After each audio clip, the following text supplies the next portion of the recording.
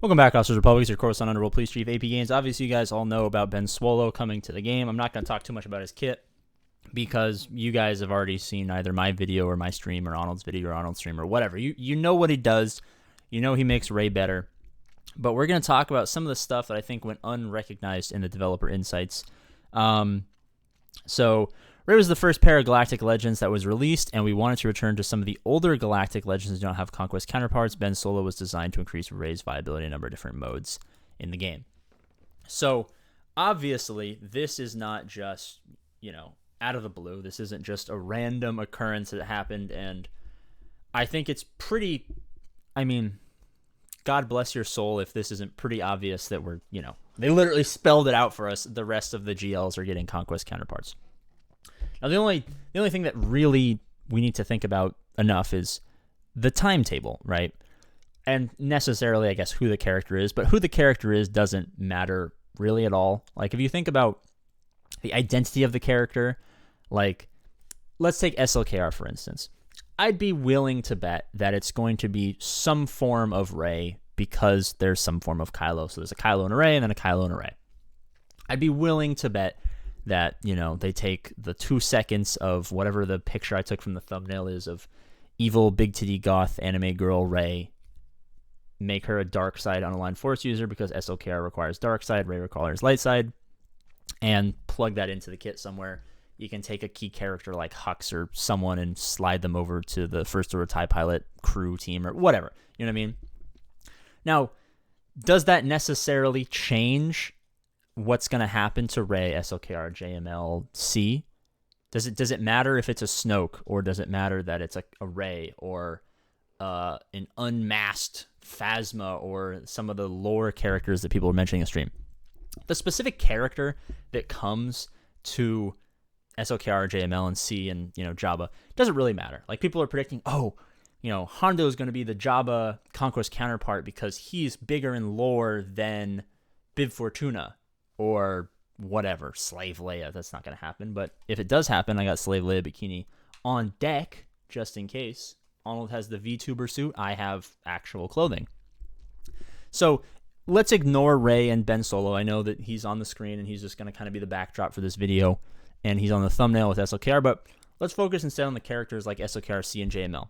Does it really matter if JML gets Force Ghost Yoda or Force Ghost anyone, or does it matter what the actual identity of the character is? No, it matters more about the kit that the character has. And it's not like, if SLKR gets Rey, he's only going to get this much of an increase, but if SLKR gets Snoke, oh my god, he's going to get this much of an increase. Like, no, that doesn't make any sense whatsoever. So I think we can agree that it doesn't matter what the specific character is, but rather what that character does. Now, do I have any worldly idea what an SLKR lifter or a C lifter or a JML lifter would do right now? Obviously not. Just the same reason no one anticipated Ben Swallow. By the way, I love the fact that they actually named him Ben Swallow. I mean, this is just a meme for the developer insight, but still kind of pog that they changed his name in the developer insight to Ben Swallow instead of Ben Solo. I think it's pretty obvious we're going to call him Swallow for the rest of time. Thanks, Meathead. You kind of spoke that into existence. But did anyone think he was coming? No. Did anyone think he was going to have instant whatever it's called, instant kill immunity, or what is it even called? Instant defeat immunity. I'm pretty sure it's called instant defeat immunity.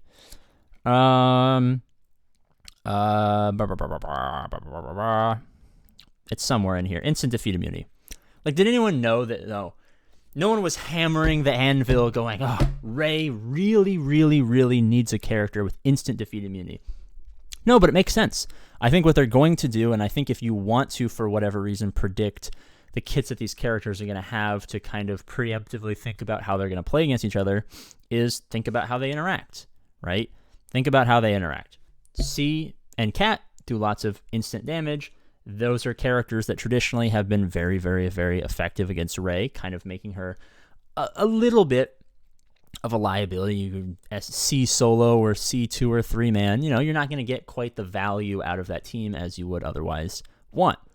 So you would probably be best, if you're going to predict the kits of these characters, look towards maybe what the weakness of that team is, right? Like, is SLKR's weakness getting rushed down because you're not using Night Sister zombie cheese? Or is C's weakness the fact that, if the opponents can't die instantaneously, he can kind of just be soloed down as everyone else dies? And, whatever the weakness of those characters are, and I'm not the person who develops the game, so I'm not the person who's going to decide at the end of the day what that weakness is, or what strengths they want to exploit, or how they want to balance out the meta.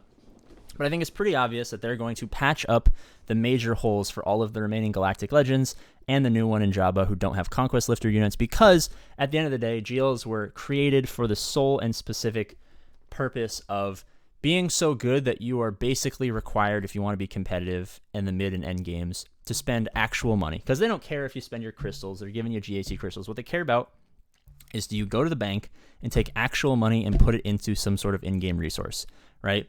And for the longest time, especially now, like, people weren't really going for Rey. And people go for SLKR, but people weren't really going for Rey. People weren't really rushing Lord Vader, right? So what they're going to do is they're going to take these characters who are kind of no longer bringing in the revenue that they thought they were, or that they want them to. They're going to add a character for the 4+ million GP players, the mid-game, the end-game players, the players who are invested, the players who are likely to spend a bunch of money. And they're going to say, hey, you got 3 GLs, but you don't got this one. Well, now this one is so good with this Conquest Lifter unit. Now you got to pay for, the Conquest Pass and grind that out and refresh your crystals, and that eats into your crystals. But now you got to farm these 15 characters and ships to get this character, but, you kind of want it now because you're in the mid game, you're in the late game. You kind of want to be competitive. Maybe we get in contact with Capital Games the best way that we know how and call them up via the wallet telephono and place a bank order. Maybe we do that. And I think that's probably what's going to happen. I think that's the inspiration behind Ben Solo, the inspiration behind Big Titty Anime Goth Girlfriend Rey, behind Force Ghost Yoda and whoever the hell they give C. Maybe C gets Snoke. Who knows? Maybe Lord Vader gets evil 501st Trooper or something like that. You know what I'm saying? So characters that were no longer making them the buckarooskies that they wanted are going to start having powerful conquest units to kind of bring the Galactic Legend meta to a homeostasis. They're going to start to be about the same power level with their Conquest Lifter units, so that you're kind of incentivized to spend your cold, hard dollaruskis on every single one of them, thus maximizing profits, thus maximizing the fact that this game is not about skill, but instead about how much money you have. And like I talked about previously, with the introduction of Conquest and then Proving Grounds after that, it's kind of we live in a very post-poor people era in Star Wars Galaxy of Heroes. There's 3 currencies: time, money, will to live. If you haven't put in the years, I got a 2.5, almost 3-year-old account coming up on January. It'll be 3 years, a little bit over 5 million GP. I got a Conquest unit. I have Cat somehow. I don't have Maul. I don't have Malgus. I don't have Boba Fett, San Django.